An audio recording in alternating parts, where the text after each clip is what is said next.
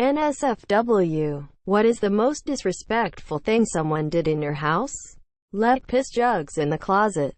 Fuck you, Nathan. A girl I knew was keeping an eye on my cats and feeding the two fish while my girlfriend and I were on vacation. Before we left, we filled up the cat's large water bowl. It's the kind that has a reservoir, so we really only need to refill it about once a week. And we fully cleaned both of the fish tanks. When we got home, the cat's water bowl was completely dry and knocked over on the floor. Both fish tanks were filled with food. My betta tank had a battery pack in it and he later died. She came in the door with another girl. They had been at our apartment pool. While we were standing there in disbelief. Still gets me fired up every once in a while. I was going to pay her, but absolutely not after that, lol. Gave MDMA to our hamster during a party. She survived, but we were pissed. My wife tended to a tomato plant. One single tomato plant. For weeks to get one bud. She cultivated it, pruned it, watered it, everything. Just as it was getting to be picked. We had movers there and one ate it. Actually, he ate half and threw away the second half. 20 years later, I'd still think that my wife will kill that man if she saw him today. 6th grade, 1992-ish. A friend of mine had to take a shit and I guess there wasn't enough toilet paper left on the roll. He decided to wipe his ass on our bath towels and stuff it behind the sink. Never hung out with him again. My mom from then on would refer to him as shitty.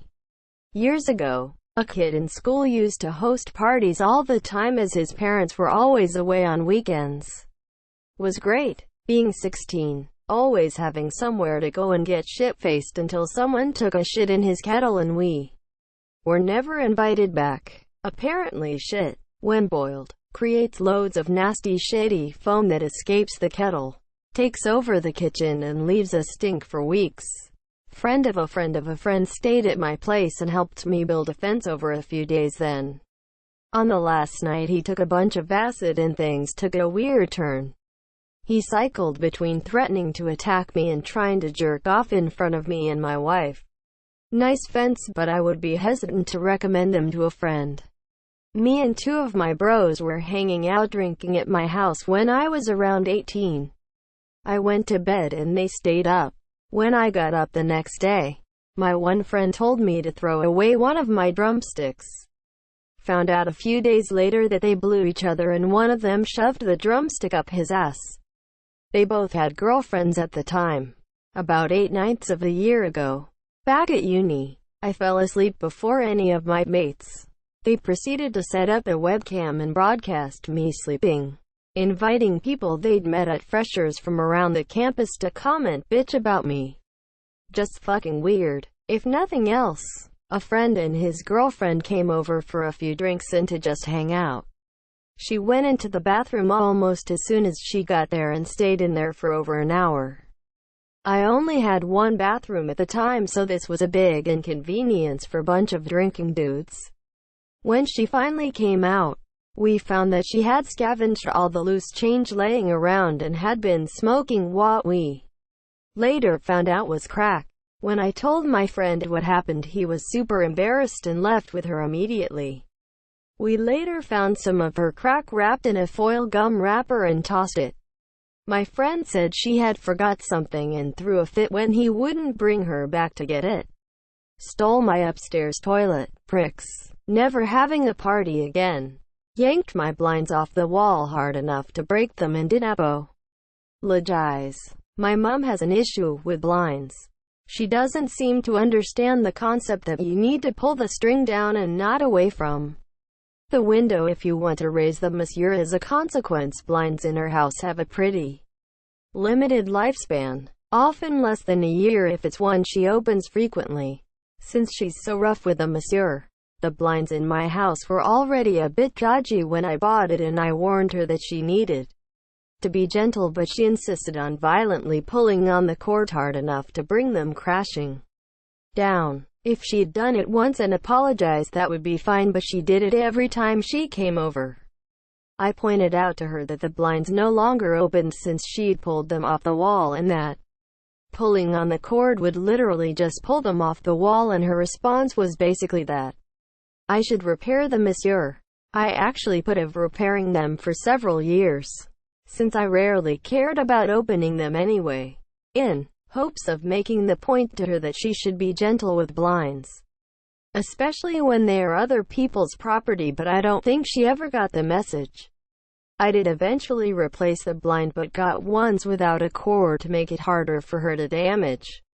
The monsieur roommate's friend brought her dog over for the weekend while she stayed with us. She said it was her emotional support animal. Dog took a dump in my room and the friend refused to clean it up. Needless to say, I informed my roommate she was not welcomed back. A friend was over with her husband and their 2 young children. They were here to meet my new baby. Their kids both were running and wrestling in the living room, and they knocked my drink off of my end table all over and onto the magazines I had below it. I asked her if I could get her a towel, and she says to me, they already know they're grounded when they get home. They don't clean up there either. I cleaned her own damn kid's mess in my own house.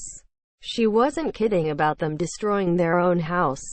Up high as they could reach was a band of crayon scribbles all along the rooms in asterisk, asterisk, asterisk, every single room, asterisk, asterisk, asterisk, in that house.